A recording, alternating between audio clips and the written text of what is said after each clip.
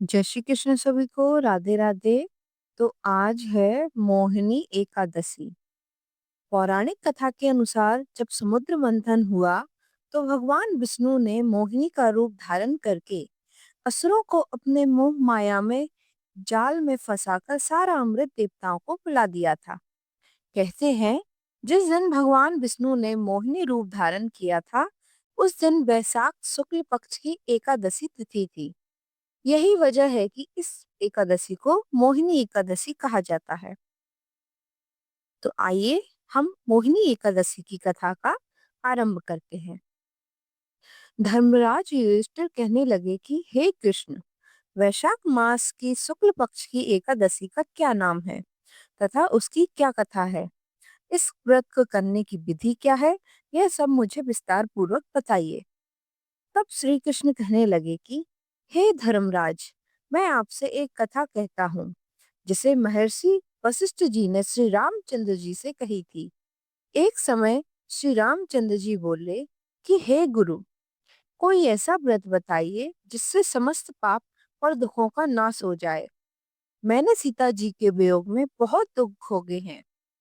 महर्षि वशिष्ठ जी बोले, हे राम, आपने बहुत सुंदर प्रश्न किया है। आपकी बुद्धि अत्यंत शुद्ध तथा पवित्र है। यद्यपि आपका नाम स्मरण करने से मनुष्य पवित्र और शुद्ध हो जाता है, तो भी लोक हित में यह प्रश्न अच्छा है। वैशाख मास में जो एकादशी आती है, उसका नाम मोहिनी एकादशी है। इसका व्रत करने से मनुष्य सब पापों तथा दुखों से छूटकर मोह जाल से मुक्त हो जाता है। मैं इसकी कथा कहता हूँ, ध्यान पूर्वक सुनो। सरस्वती नदी के तट पर भद्रावती नाम की एक नगरी में उच्चतिमान नामक चंद्रवंशी राजा राज करता था। वहां धन धान्य से संपन्न व पुण्यवान धनपाल नामक वैश्य भी रहता है। वह अत्यंत धर्मालु और विष्णु भक्त था। उसने नगर में अनेक भोजनालय, प्याऊ, कुआं, सरोवर, धर्मशाला आदि बनवाए थे। सड़कों पर आम, जामुन, नीम आदि के अनेक वृक्ष भी लगवाए थे। उसके 5 पुत्र थे, सुमना, सुदबुद्धि, मेधावी, सुकृति, धृष्ट बुद्धि। इनमें से 5वां पुत्र धृष्ट बुद्धि महापापी था। वह पितर आदि को नहीं मानता था। वह वेश्या, दुराचारी मनुष्यों की संगति में रहकर जुआ खेलता था और पर स्त्री के साथ संभोग विलास करता तथा मद मांस का सेवन करता था। इसी प्रकार अपने को कर्मों में वह पिता के धन को नष्ट करता रहता था। इन्हीं कारणों से त्रस्त होकर पिता ने उसे घर से निकाल दिया था। घर से बाहर निकलने के बाद वह अपने गहने कपड़े बेचकर अपना निर्वाह करने लगा। जब सब कुछ नष्ट हो गया तो वैश्या और दुराचारी साथियों ने उसका साथ छोड़ दिया। वह भूख प्यास से अति दुखी रहने लगा। कोई सहारा न देख चोरी करना सीख गया। एक बार वह पकड़ा गया तो वैश्य का पुत्र जानकर चेतावनी देकर छोड़ दिया गया, मगर दूसरी बार फिर पकड़ में आ गया। राजा आज्ञा से इस बार उसे कारागार में डाल दिया गया। कारागार में उसे अत्यंत दुख दिए गए। बाद में राजा ने उसे नगरी से निकल जाने को कहा। वह नगरी से निकलकर वन में चला गया। वहां वन पशु पक्षियों को मारकर खाने लगा। कुछ समय पश्चात वह बहेलिया बन गया और धनुष बाण लेकर पशु पक्षियों को मार मार कर खाने लगा।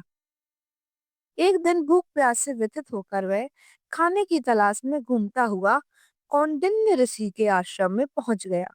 उस समय वैशाख मास था और ऋषि गंगा स्नान कर आ रहे थे। उस उनके भीगे वस्त्रों के छींटे उस पर पड़ने से उसकी कुछ सुबुद्धि प्राप्त हुई। वह कौंडिन्य मुनि से हाथ जोड़कर कहने लगा कि हे मुनि, मैंने जीवन में बहुत पाप किए हैं। आप इन पापों से छूटने का कोई साधारण बिना धन का उपाय बताइए। उसके दीन वचन सुनकर मुनि ने प्रसन्न होकर कहा कि तुम वैशाख शुक्ल की मोहिनी एक नामक एकादशी का व्रत करो। इससे समस्त पाप नष्ट हो जाएंगे। मुनि के वचन सुनकर वह अत्यंत प्रसन्न हुआ और उनके द्वारा बताई गई विधि के अनुसार व्रत किया।